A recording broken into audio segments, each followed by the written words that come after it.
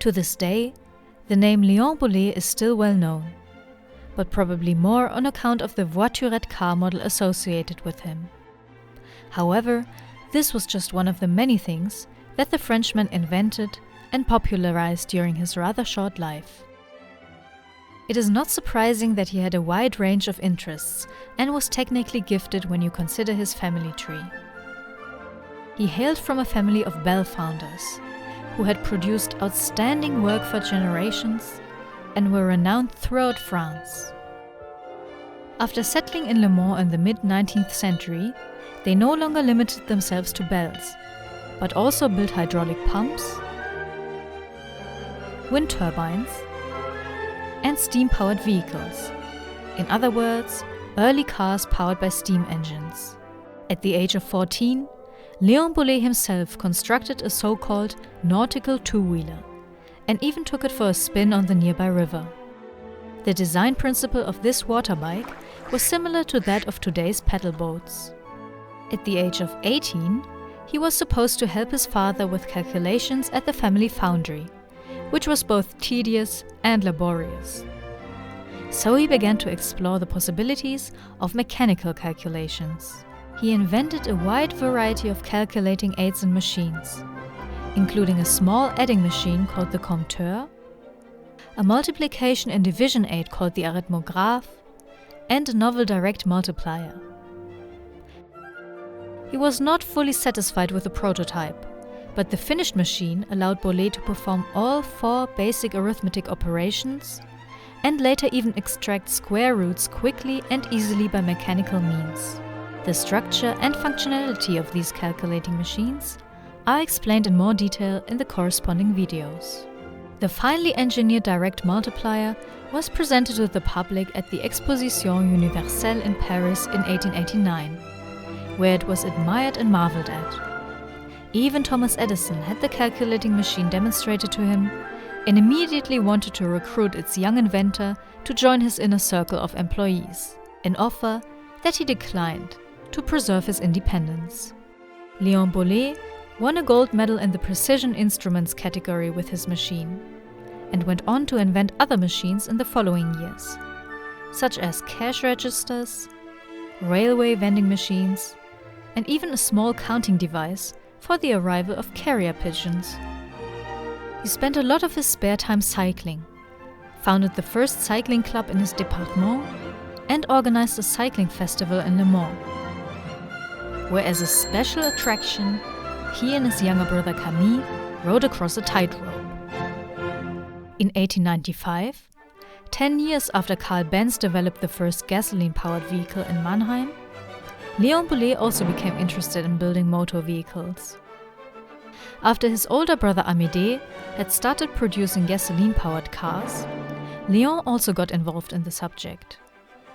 He designed a 3-wheeled car with 2 front wheels and 1 rear wheel, the so-called voiturette, which translates to small or little car. He used the gasoline engine developed by his brother, but designed his car to be particularly lightweight. It was only 1.20 m wide, weighed 160 kilograms, and had room for 2 people.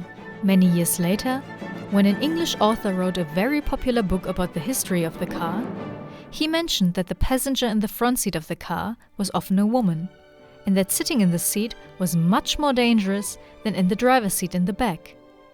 The French then came up with the nickname "Tu belle-mère" for the vehicle, which translates to mother-in-law killer.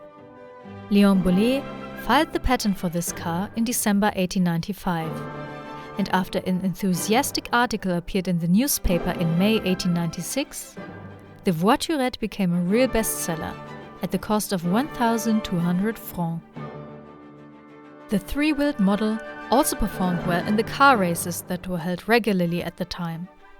In April 1898, the 8 HP voiturette covered a distance of 100 kilometers in under 2 hours, setting a world record. Today's 24-hour race at Le Mans traces its roots back to the car races held by the Bollée brothers at the time. A few years later, Léon Bollée decided to produce 4-wheeled cars, as his brother Amédée had been doing for years. In doing so, he broke an unwritten law of the Bollée family, according to which the various departments the family worked on were strictly divided between the brothers. He now even seemed to view his father as competition. The latter was to receive the Legion of Honor in 1901. But Léon Bollée also wanted to be awarded this medal for the construction of his calculating machine. However, it was unusual to honor father and son in the same ceremony. In order to receive the medal nonetheless, Léon Bollée made a deal with a member of parliament and married his niece, who lived in Greece, in 1902. In the end, the Legion of Honor was awarded to both father and son. His business continued to thrive, as he knew how to market himself well. Among other things, he paid authors of dime novels to subtly advertise for him. In one such story, for example, one could read the following. The pretty rider with cornflower blue eyes saw a Léon Bollée standing at the side of the road with its hood open. The poor driver had his bright, steel blue eyes fixed on the engine, searching for the defect. At this point, a short footnote was added, which read, The reader will have already corrected this himself. It couldn't have been a Léon Bollée, because they never broke down. He soon had branches in all major cities. Among others, John Rockefeller, the owner of Standard Oil Company, ordered a highly polished Bollée car to Lexington Avenue in New York. As more and more cars were being ordered, Léon Bollée had to expand his facilities in 1905. He purchased nearly 1 hectare of land on the outskirts of Le Mans and had a new factory built. The factory was state-of-the-art and offered space for 400 workers on an area of over 10,000 square meters.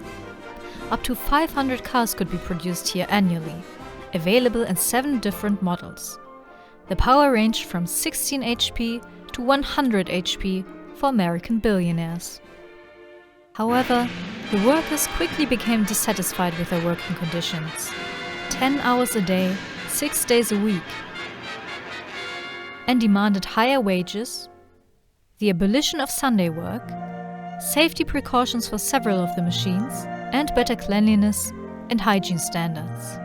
Léon Bollée was unimpressed by these demands and informed his employees in writing that his factory was a prime example of its kind. As a result, just a few months after the factory opened, the majority of employees went on strike and stopped coming to work. Instead, they marched through the streets of Le Mans and demonstrated to have their demands met. In the end, the gendarmerie had to intervene to defuse the situation.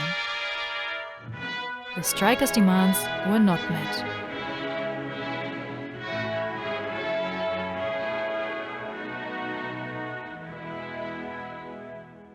From 1907 onwards, Léon Bollée became interested in a new discipline, aviation, initially mainly in the form of hot air balloons. However, when he read in the newspaper that aviation pioneer Wilbur Wright, who had been working on a flying machine with his brother Orville for several years, wanted to come to France, he immediately volunteered his factory and the surrounding area for test flights.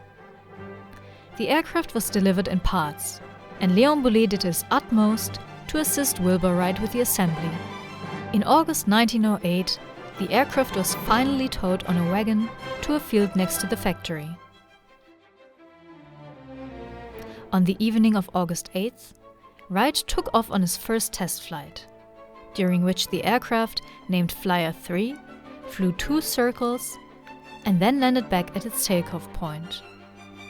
It was in the air for a total of 1 minute and 45 seconds.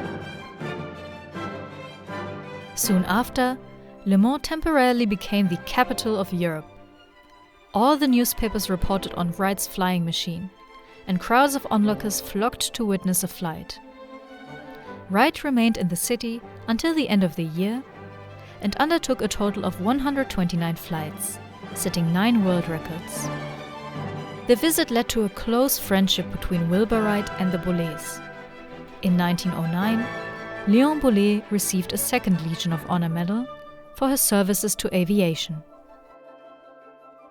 In the summer of 1911, a large aviation festival was held in Le Mans. At the closing ceremony, Léon was flying with the Belgian pilot Hélène Dutrieux when the plane struck a tree branch and crashed. Although Léon Bollée himself was not injured in the accident, this event had serious consequences for him. As he had suffered from heart problems since his youth, his already poor health deteriorated rapidly, and he died on December 16, 1913, at the age of only 43, leaving behind his wife and 2 children, Elizabeth and Fred, aged 5 and 7. Even though there were some disagreements within the family about Léon Bollée's inheritance, his achievements are undisputed, and he is still remembered in several locations today. Le Mans is not only home to his grave, but also to a statue depicting him. A soccer stadium was named Stade Léon Bollée during his lifetime and remained in use until 2011. The main road in the Sainte-Croix district of Le Mans, where the Bollée's workshop was located, is to this day known as Avenue Bollée. The various achievements of the Bollée family in Le Mans are also commemorated by 2 sundials, an original windmill, and a statue honoring Wilbur Wright. And so, Léon Bollée is perhaps better known today for his automobiles and his influence on the history of aviation. But as part of an unusual family of inventors, he established his career by building highly original and technically impressive calculating machines that set new standards in his time.